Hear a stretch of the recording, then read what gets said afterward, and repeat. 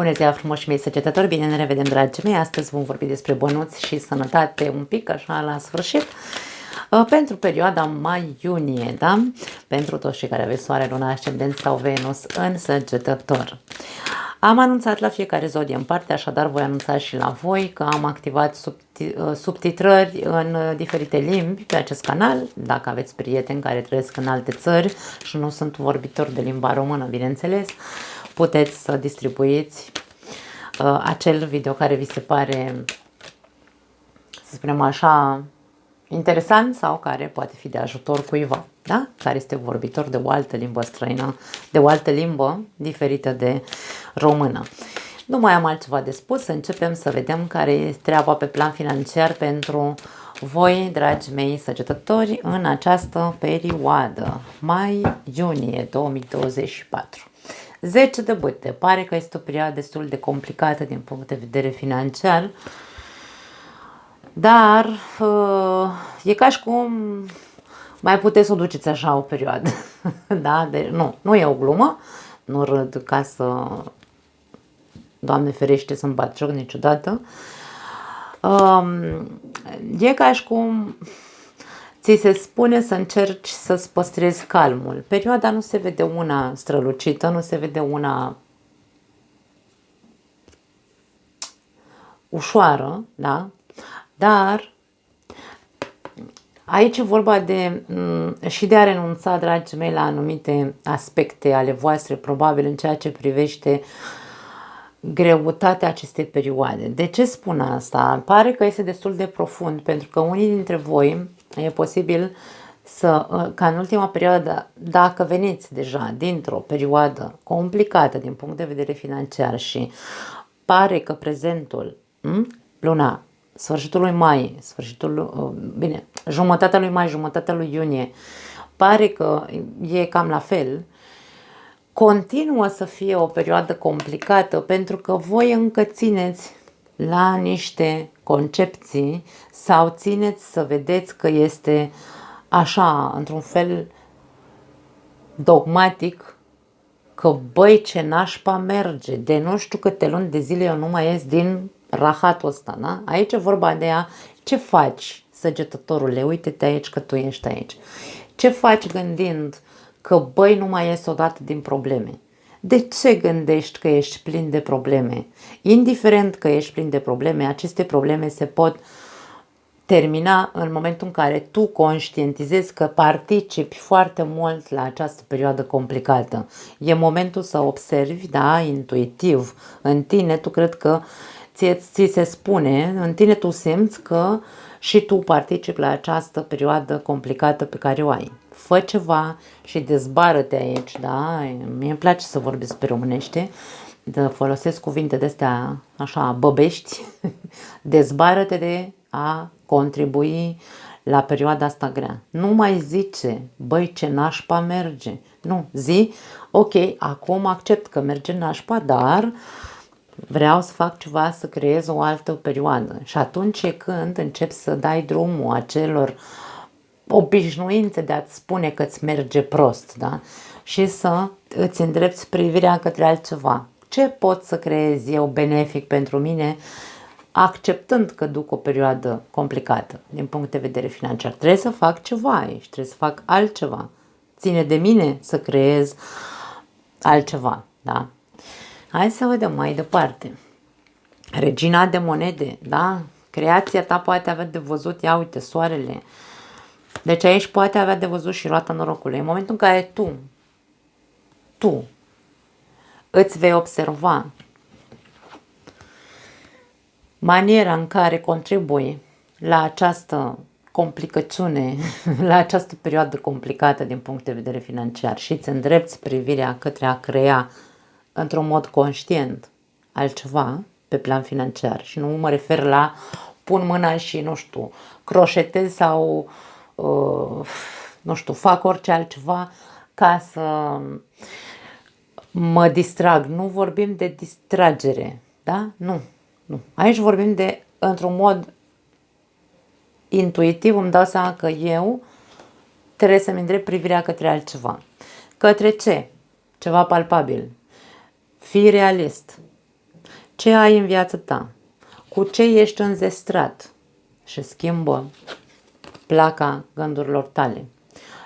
Fă tot ce stă în putință aici, da? Să privești bogăția cu care ai fost înzestrat, pentru că probabil foarte mulți dintre voi aveți aici studii mari făcute, foarte multe studii. Poate aveți o grămadă de diplome în mână aici cu regina asta de monede, pentru că o realitate există.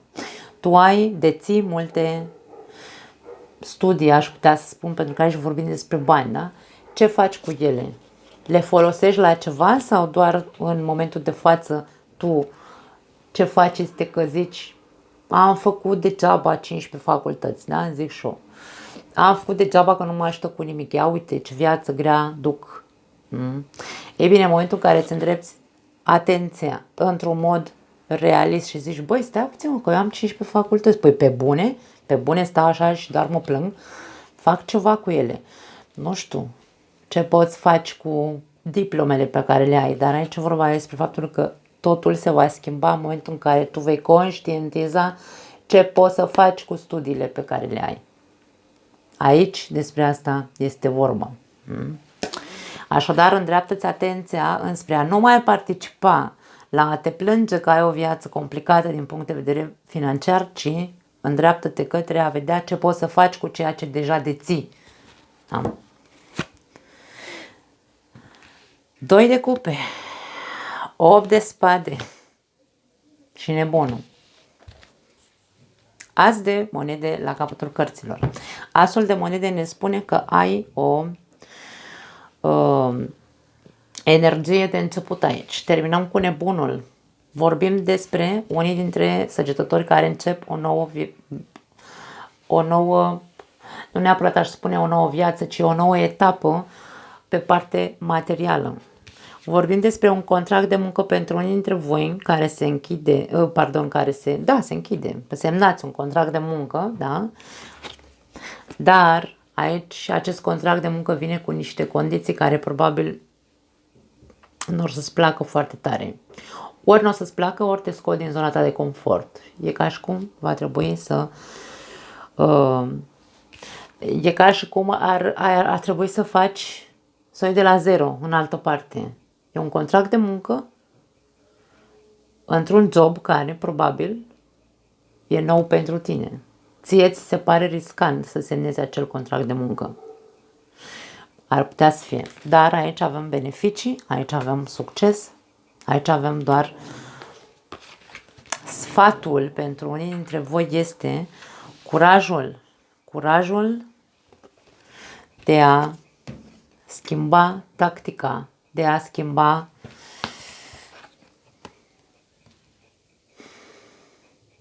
tactica, dar într-un mod intuitiv, între a te ghida după ceea ce inima ta spune, de exemplu, sau ceea ce intuiția ta îți spune. Pentru că aici avem succes și aici avem beneficii și aici avem noi drumuri bănoase pentru unii dintre voi și avem contracte. Depinde de fiecare dintre voi către ce vă îndreptați energia. Către a participa să fie complicată perioada și așa, sau către a schimba tu.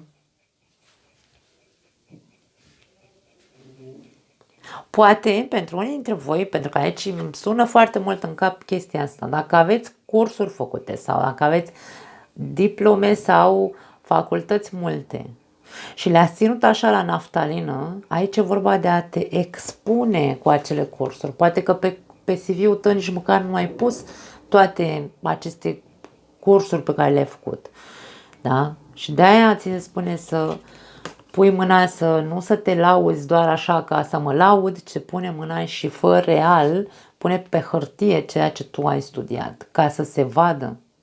Chiar dacă poate n-ai experiență. Aici asta e, n-ai experiență. Poate ți-e frică să semnezi un contract de muncă cu o anumită, nu știu, facultate pe care ai făcut-o. Hai să zicem că ai făcut facultatea de drept, dar niciodată n-ai fost avocat.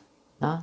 Și tu nu zici la nimeni că ai făcut facultatea de drept sau nu spui la nimeni că tu poți fi avocat. Pentru că ți-e frică să te riști. Dar tu ai cunoștințe.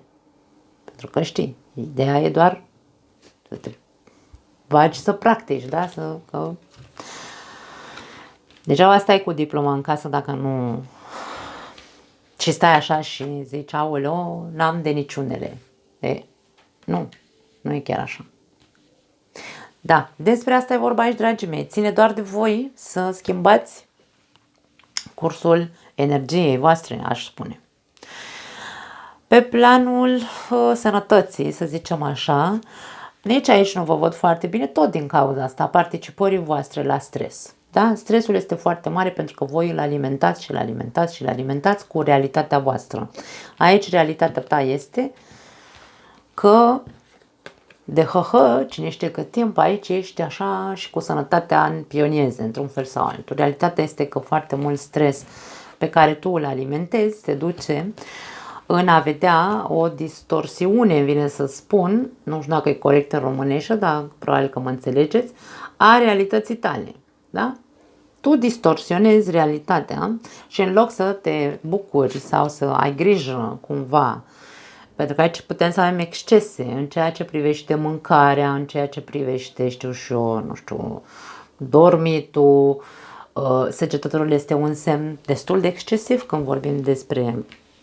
Pentru că, da, sunteți guvernați de Jupiter, dragii mei. Jupiter este o planetă de excese, ne place sau nu. Aici e vorba despre a face schimbări în a face aceste excese. Exces de stres, exces de mâncare, exces de stat degeaba, da? Aici stai așa, ca și cum, ok, dacă m-am îngrășat, nu mai ies din casă. Ar putea să fie. Deci, exces obsesiv în anumite lucruri în ceea ce privește